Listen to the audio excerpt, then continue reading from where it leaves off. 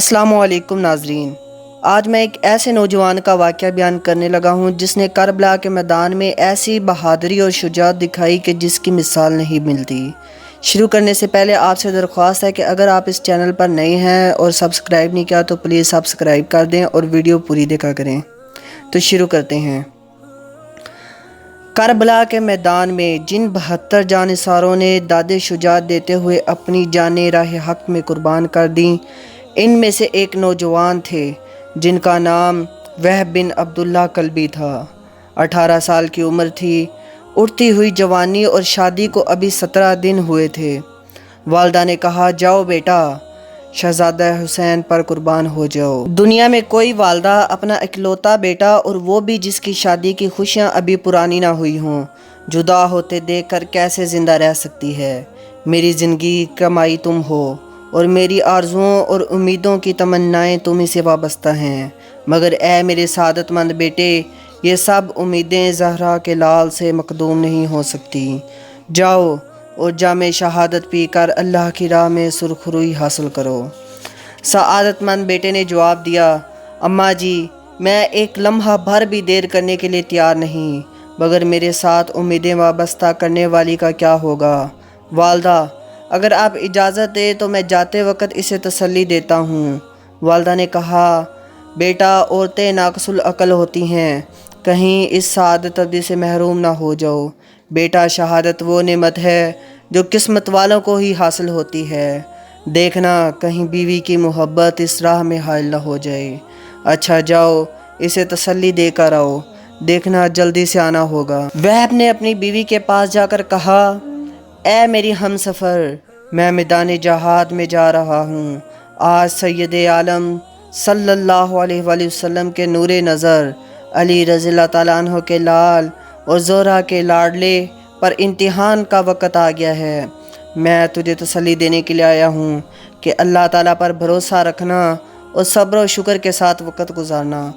خاوند کا یہ ارادہ دیکھ کر نیک دل بیوی نے کہا کہ میں تیرے مرتبہ شہادت حاصل کرنے میں کسی طرح کی رکاوٹ نہیں بن سکتی۔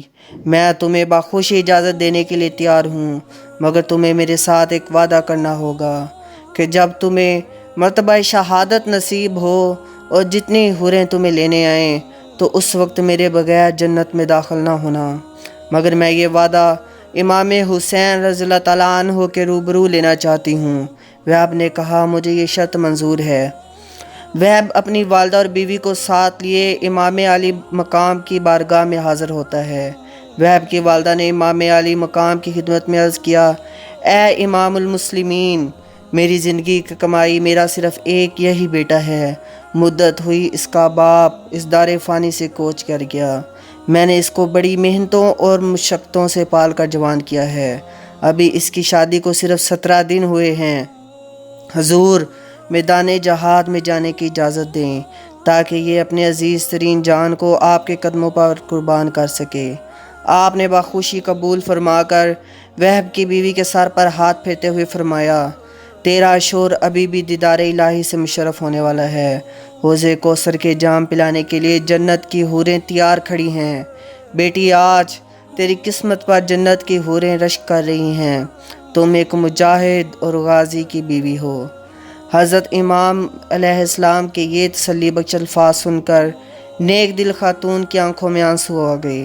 اس نے بھرائی ہوئی آواز میں عرض کیا، حضور، مجھے ان سب باتوں پر ناز ہے، مگر میں اسے اس شرط کے ساتھ میدان جنگ میں جانے کی اجازت دے سکتی ہوں کہ میرے بغیر جنت میں داخل نہ ہوں۔ میں یہ وعدہ حضور کے روبرو لینا چاہتی ہوں، اور اس کے بعد حضور مجھے موقع دیں کہ میں باقی زندگی اہل بیت کی خدمت میں گزار دوں۔ امام علی مقام کے روبرو وہب نے دست بستہ عرض کیا، اے ابن رسول صلی اللہ علیہ وسلم، مجھے اپنی بیوی کی یہ شرط منظور ہے کہ میں اس کے بغیر جنت میں داخل نہیں ہوں گا، اور میرے بعد حضور اسے اپنی خادماؤں میں منظور فرمائیں۔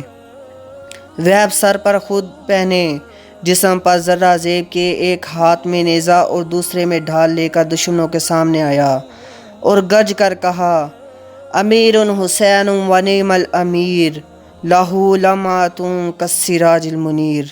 یہ رجز پڑھنے کے بعد کہا، حل من مباز، ہے کوئی مقابلہ میں آنے والا؟ اس نوجوان کی ہیبت کو دیکھ کر دشمنوں کے دل دہل گئے۔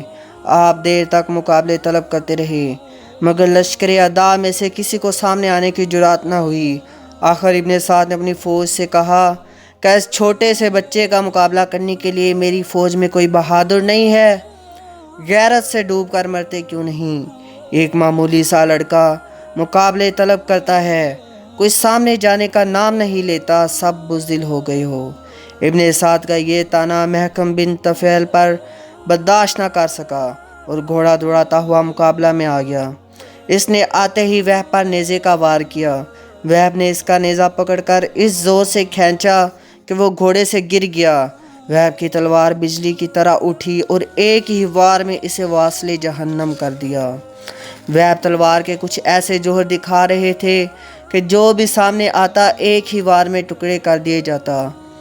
20 کو قتل کر کے وہب نے اپنے گھوڑے کی باغ خیمے کی طرف موڑ دی۔ بیوی ٹکٹکی باندھ کر دیکھ رہی تھی، والدہ کامیابیوں کے لیے دعائیں مانگ رہی تھی۔